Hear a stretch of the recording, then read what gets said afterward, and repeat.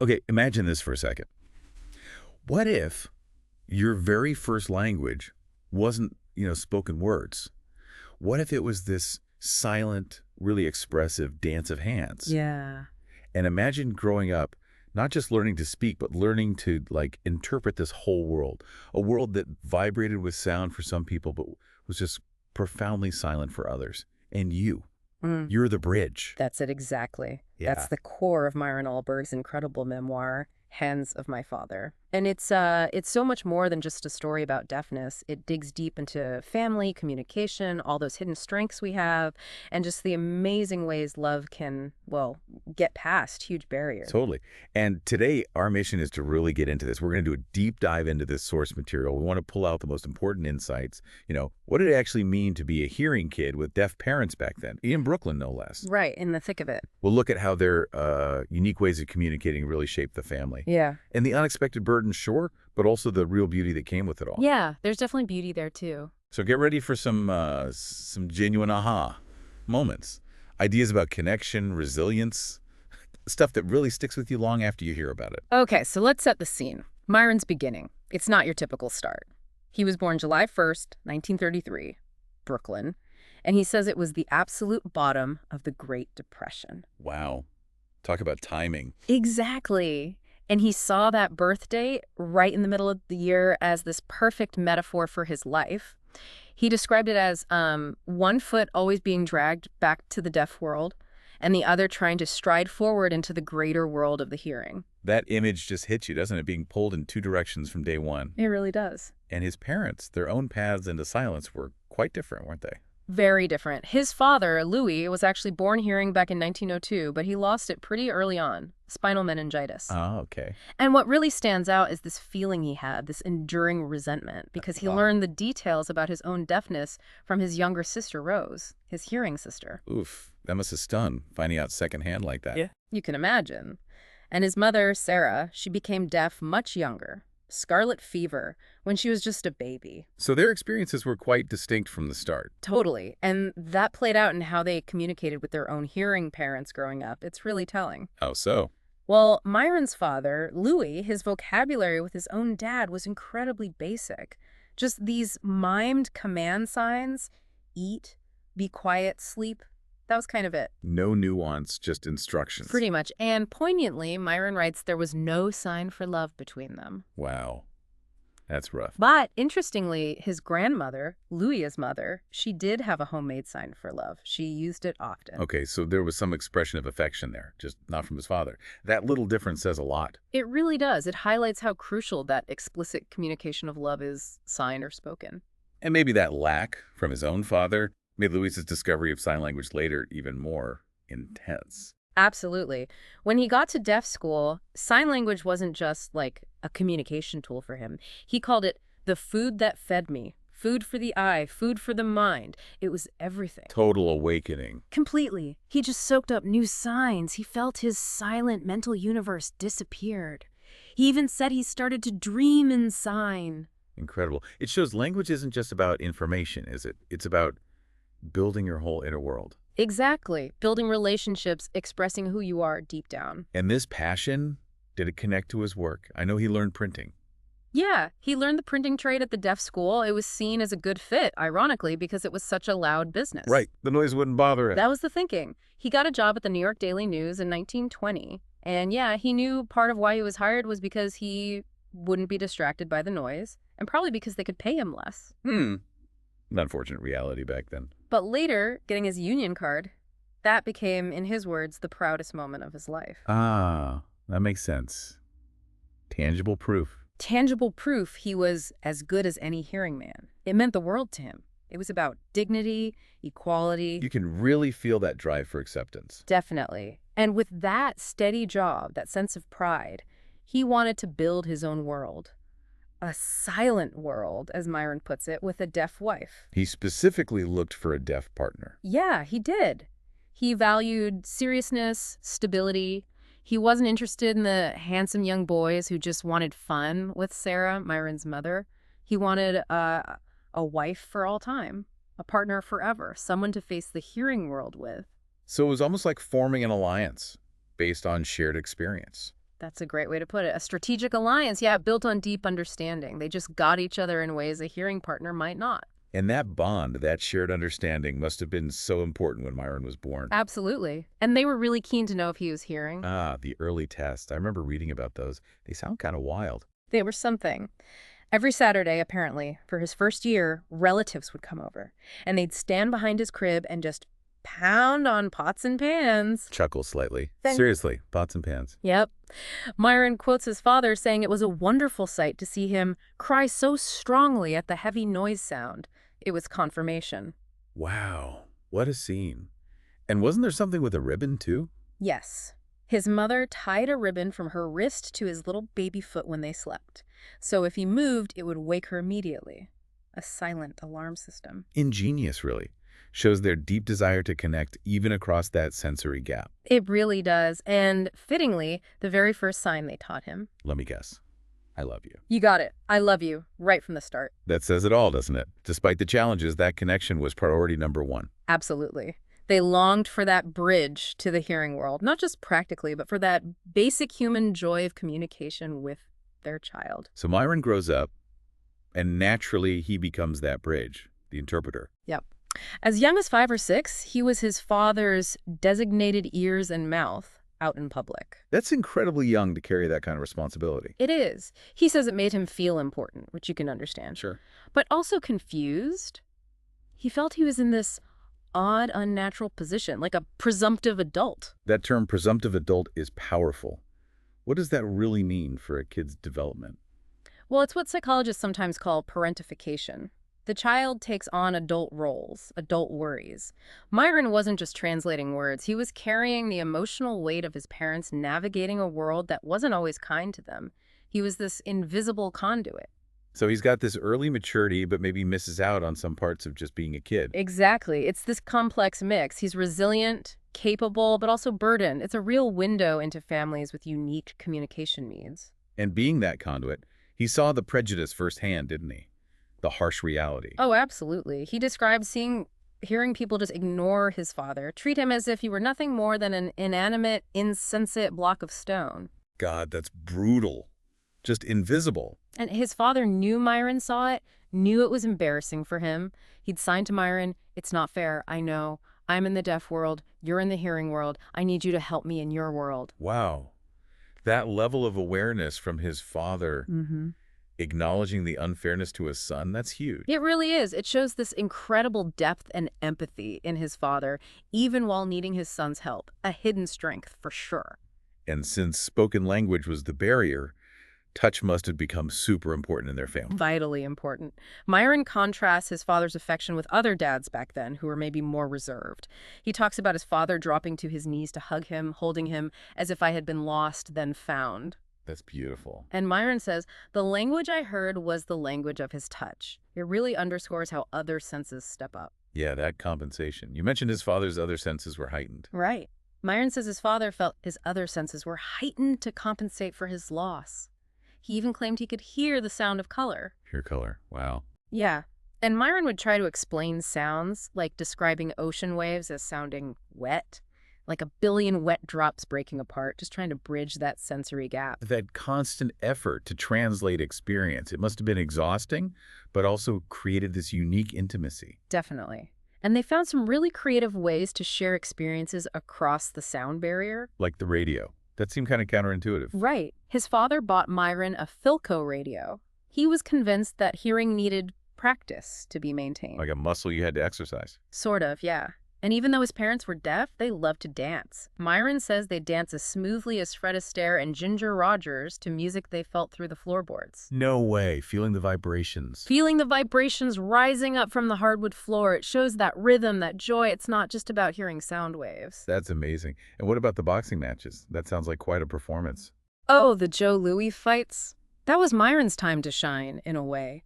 He developed this whole special signing system. He wouldn't just translate the announcer, he'd act out the punches, the movements, a whole visual reenactment. Like a silent sports commentator, but with his whole body. Exactly. He describes his mother watching him with utter amazement at his manic antics. His father later said it was Myron's best performance as a fighter. He meant signer. high praise. That shared joy, the creative problem solving. Yeah, It's really something. It shows how connected they were, despite everything. absolutely. And later, when his father bought their first TV, a Dumont, Yeah. it wasn't seen as a luxury. It was seen as a necessity for deaf people. Another window, another way to connect visually. Makes total sense. Okay, so this connection extended beyond the home, too.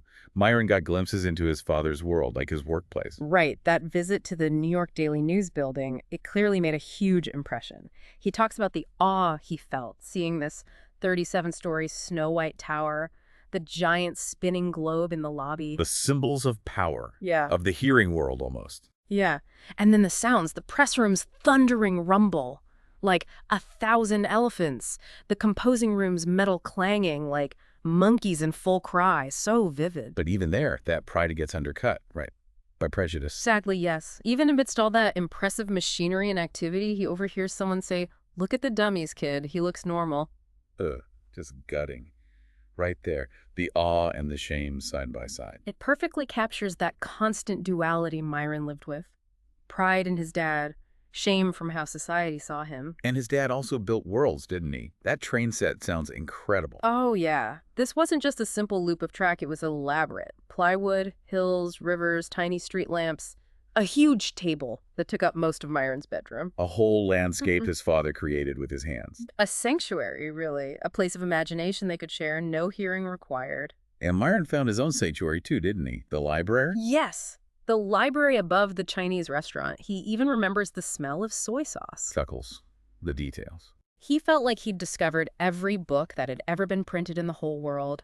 Reading became his escape, his passion, his childhood refuge. A place to just be himself, away from the responsibility. Exactly, away from being the presumptive adult. In books, he was just Myron. It was crucial for him, you feel, to carve out that space. And then there's his first love, Eve. That story is fascinating. He sort of chose her. Yeah, he describes it as a pragmatic choice, Yeah. partly because she had a deformed pinky finger. Okay. Why? He related it to his own sense of shame, his own feeling of being different because of his parents' deafness. He saw a shared imperfection, maybe. A shared vulnerability. That's it. And they did this school project together, writing on air, teaching sign language, and Eve had this powerful sign for discard. She'd reveal her hand, then fling an imaginary object away, showing her own act of discarding shame about her finger. Wow. So they connected over acknowledging and maybe letting go of those things that made them feel different. It seems like it. It's a really insightful moment about how connection can blossom from recognizing those shared hidden struggles, embracing the flaws, you know. Yeah, that's profound. And his mother had her own hitter stories too, right?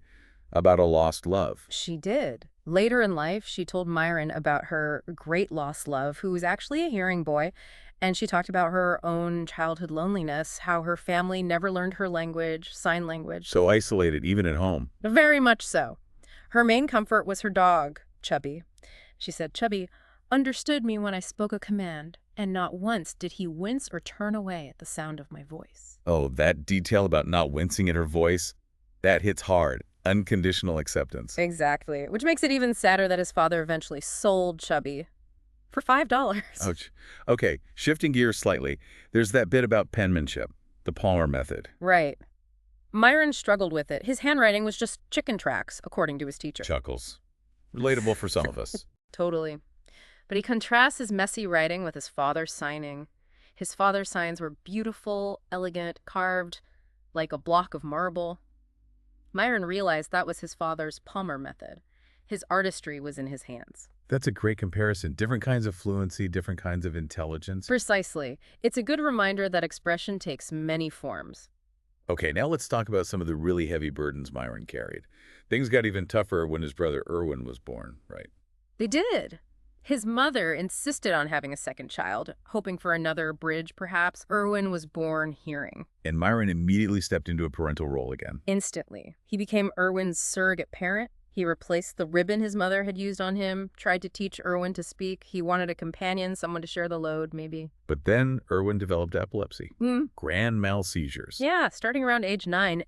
And the responsibility that fell on Myron was immense and terrifying. He was given explicit instructions: straddle your brother, force his jaws open, slip the tongue depressor during a seizure. My God. As a child himself. As a child himself, he calls it a sticky web of responsibility. He felt he was always and eternally it, the one who had to handle everything. That phrase, always and eternally it, just conveys this inescapable weight. It really does. It's the parentification amplified to an almost unbearable degree. Life or death responsibility on a kid's shoulders. And the hospital visits for Irwin must have been incredibly difficult, too. Painful. Humiliating, even. Myron described how the hospital staff would just ignore his father, dismiss him as if he were a child of no consequence, because they couldn't or wouldn't communicate with him. While treating Myron the kid almost like the parent. Exactly. It's just a shocking failure of the system, and it highlights that systemic prejudice his father faced constantly. Imagine the powerlessness his father felt. Terrible. And that dynamic played out at school, too, like at parent-teacher night. Oh, parent-teacher night. That's a classic story of Myron trying to manage things. He'd try to protect his parents, translating the teacher's feedback creatively, saying she thought he was a pleasure to have, or maybe even skipping a grade. Covering up the less flattering part. Trying to. But his father had this uncanny ability to read faces. Myron says he could read the face of a hearing person as an Egyptologist can read the Rosetta Stone. Wow. So he saw right through it. Every time, he'd make Myron tell the truth, which was usually more like severe discipline problem or having ants in his pants. Chuckles, the awkwardness. But amplified because it's all happening through sign in public. Totally. Myron felt this intense mix of shame and anger, guilt and embarrassment, his two worlds colliding right there for everyone to see, and his dad's perceptive skills making it impossible to hide. That ability to read faces, another compensatory skill, right? Absolutely. A skill honed through necessity. He also had to deal with bullies, like Freddie. That sounded terrifying. Yeah, the neighborhood bully, Freddie. There was this incident where Freddie and his gang actually dangled Myron off a roof by his ankles. Jesus. How did you get out of that? His reaction was completely unexpected. He started laughing. Laughing while dangling off a roof. Yeah.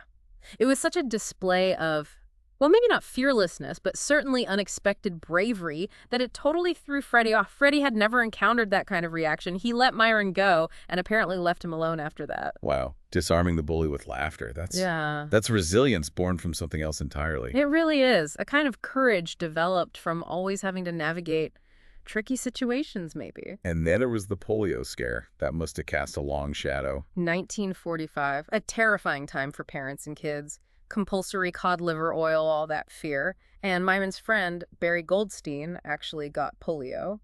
Ended up in an iron lung. Oh, how awful. It hit Myron's father hard. He started questioning God, signing, "Why Barry? Why Irwin?" Connecting it to his own son's epilepsy. This sense of cosmic unfairness. That questioning of God seemed deep-seated for him, didn't it? Linked to his own bar mitzvah. Very much so. He called his own bar mitzvah a dumb show. He couldn't hear the prayers. No one could really explain the significance to him in sign back then. It felt meaningless. And that fueled this anger, this resentment towards God. Why make him deaf? Why make his wife deaf? Why spare their hearing siblings? Such a contrast to Myron's experience, where he was always being roped into religious services. Right. Myron was constantly running away from men trying to grab him to complete a minyan, the 10 men needed for prayer, because he was now eligible after his bar mitzvah. So one felt excluded and angry, the other felt almost pursued by religion. Yeah, it really shows how the same circumstances, the same background can lead to vastly different spiritual paths based on personal experience with adversity. But despite all the hardship, his father's pride in Myron was immense, wasn't it? He really tried to support him. Absolutely. He was determined, taking him college shopping, meticulously picking out suits for him, taking him to baseball games at Ebbets Field. And his connection with Jackie Robinson was profound. Deeply profound. He saw Robinson as a black man in the white man's baseball world, and he directly paralleled that with his own life as a deaf man in a hearing world. That parallel is striking. He felt they both must fight all the time, no rest, never. Sad.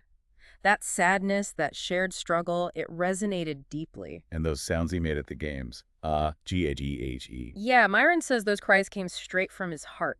Raw, unfiltered emotion breaking through the silence. Pure empathy, frustration, connection. Wow. Okay, so Myron eventually leaves for college, for Brandeis. That must have been a huge shift. Huge. He called it the final step out of his parents' deaf world and fully into his own hearing one. A relief, you'd think. Yes, he definitely felt a lifting of this ever-present burden of responsibility. But interestingly, He also felt an inexplicable sense of loss. Loss, after carrying that weight for so long. It's complex, isn't it? That responsibility, as heavy as it was, had shaped his identity. Losing it meant losing a part of himself. He even describes the sign for responsibility, hands pressing down on the shoulder, with a facial expression of patient endurance.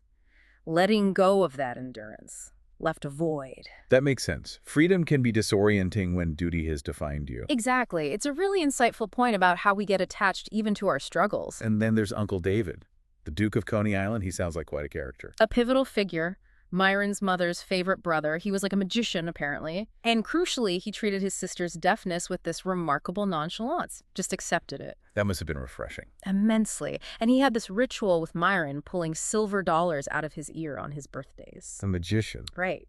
Years later, David offered Myron this incredible insight. He told him he was like two sides of the same coin. Meaning? Meaning he lived at the crossroads of sound and silence, of childhood and adulthood.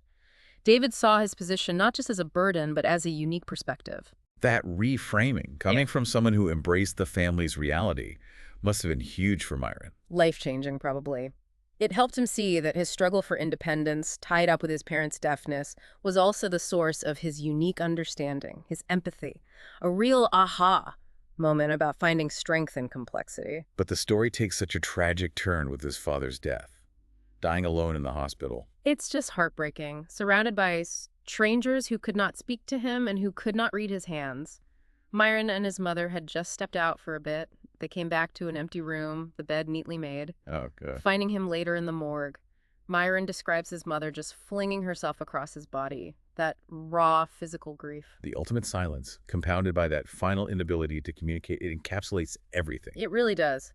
The man whose life was transformed by language denied it at the very end. His mother's reaction. It's beyond words, pure love and loss. And years later, Myron cares for his mother. She seemed ready to give up. Yeah, he brought her to live with him in Palm Springs. She was elderly, frail, and kept signing, "I want to die." How did he handle that? It's so difficult. He found this ingenious, loving way. He told her he wrote a book. He described it to her. A big snowstorm in Brooklyn, and the mother who wakes him with her kiss. A story centered on her love. And that gave her a reason to hold on. It did. She lived for that book. And then he told her he was writing another one. Narrative literally kept her going. That's incredible. Using storytelling, his own refuge, to give her life meaning. Exactly. And during that time, his brother Erwin visited. They stayed up late, talking about their shared past as the Deafies in apartment 3A. Acknowledging that unique bond they shared, finally. Yeah, a moment of connection between the two brothers who navigated that world together. And the ending, scattering her ashes. It feels like a final coming to terms. Absolutely. 4 significant places. Coney Island Beach, where the deaf community gathered in her youth. His father's grave in that silent Brooklyn cemetery. San Jacinto Mountain, symbolizing their role reversal in Palm Springs. And Santa Monica Beach, a place of family. A map of her life and his journey with her. And he connects it to that T.S. Eliot quote. "We shall not cease from exploration, and the end of all our exploring will be to arrive where we started and know the place for the first time." So returning but understanding it differently. Exactly. He'd completed the circle. He wasn't just revisiting the past. He was understanding it, embracing the whole complex tapestry of his life at that crossroads of sound and silence, knowing the place, truly, for the first time. Wow. Well, this deep dive into Hands of My Father has really shown us so much. The resilience of this family navigating a world really not built for them. Yeah. Those silent languages of love, the creativity born from necessity, the heavy burdens, but also those incredibly unique bonds. It's a powerful testament to how adversity doesn't just break us. It can shape us, create profound understanding. So the big question for you listening, what does this all mean for you? Think about the silent languages in your own life. Those unspoken signals, the gestures, the quiet looks that communicate more than words sometimes. Yeah, and maybe think about the unseen roles you play, or the burdens you carry, for yourself or for others. How do those shape who you are, how you see the world? Something to mull over. Definitely something to think about. Yeah. The Deep Dive will be back next time with another stack of sources ready for us to unpack.